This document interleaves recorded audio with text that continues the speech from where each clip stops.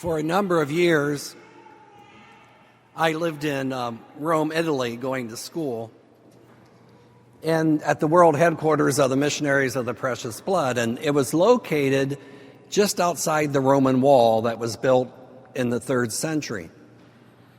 And just down the street, about a quarter mile, there was a large road, and it was called Via Appia Antica, which means the Old Appian Way.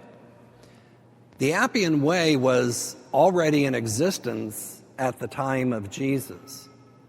And I mention it because of our second reading with St. Peter. Just off the Appian Way are the catacombs of St. Callistus. And this was a time when St. Peter was preaching and sharing the gospel and evangelizing the Roman citizens. Nero was emperor, and the persecutions were severe. And St. Peter was preaching, and they dug the catacombs primarily as a place to bury their dead because they couldn't bury the martyrs in public because they were convicted criminals. They had betrayed the state by becoming Christian. And if you ever get the chance, you really should visit the catacombs. They are absolutely incredible. Miles and miles and miles of tunnels dug out of the lava rock for the burial of all these martyrs, as well as other family members also. And sometimes as you go through the catacombs, there'd be a larger area that would be dug out, and that would be like a small chapel where the early Christians under the persecutions would gather for Eucharist. St. Peter was, as I already said, was very active at the time, and with Nero, the persecutions were getting very heavy, and some of the followers were advising him to leave Rome. And being the rock of the church, St. Peter wasn't quite sure what to do, but finally decided, according to legend, to leave.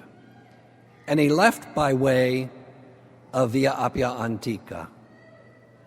And he got so far, and it's a spot about 300 yards beyond that 3rd century Roman wall, that as he was walking, and Jesus appeared to him. And Peter said to Jesus, "Quo vadis, Domine?" Where are you going, Lord?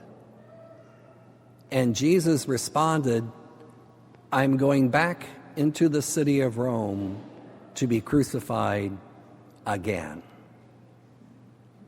And with that, Jesus disappeared, and St. Peter turned around, went back into Rome, and he himself was martyred. St. Peter was buried outside the Roman walls across the Tiber in the spot where St. Peter Basilica today now stands. But I think our second reading from St. Peter this morning, when he talks about we don't know when the Lord's going to appear, if this story is true, it comes from experience, because the Lord appeared to him at a very critical time when he was leaving and fleeing persecution. Quo vadis? I think that's the question for each of us in this Advent season. Where are you going? If Jesus asked you where you are going, what would be your response this morning? 2 weeks ago, we celebrated the feast of Christ the King, which is the end of our Catholic liturgical year. It's the high point in celebrating Christ as the King of the universe and King of us all. And then last Sunday, we celebrated the first Sunday of Advent. The new year, the year begins all over again. Last Sunday, in this period right now, is like our New Year's Eve and beginning of our new year. So very appropriately, this is the time for us, the whole Advent season, to be making our New Year's resolutions of faith. It's all leading towards Christmas. Who do we want to be as we celebrate Christmas this year? Who are the people we want to be as we welcome Christ into our hearts anew, as we welcome Christ into our families, and as we commemorate the historical birth of Jesus? That's what the season of Advent is all about. In our first reading, we heard about prepare the path. That path is our heart. We need to prepare our hearts so that on Christmas Day, Jesus can walk into our hearts in a new and special way. He can walk into our families, into our communities, make way the path for the Lord. So today, as we celebrate, we recall the Jewish word conversion. The literal translation of the Jewish word for conversion is to return from traveling down the wrong road and to set out anew on the right road.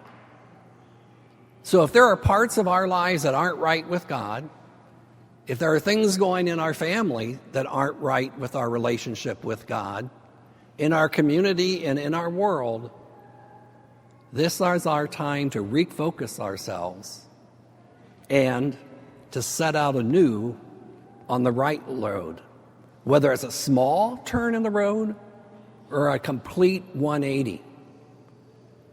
Our liturgy today, this season of Advent, invites each of us to look into our hearts and our souls, and are we on the road to becoming the people God calls us to be? And if there is anything that is in our way, we're invited to root it out and to begin anew. Quo vadis.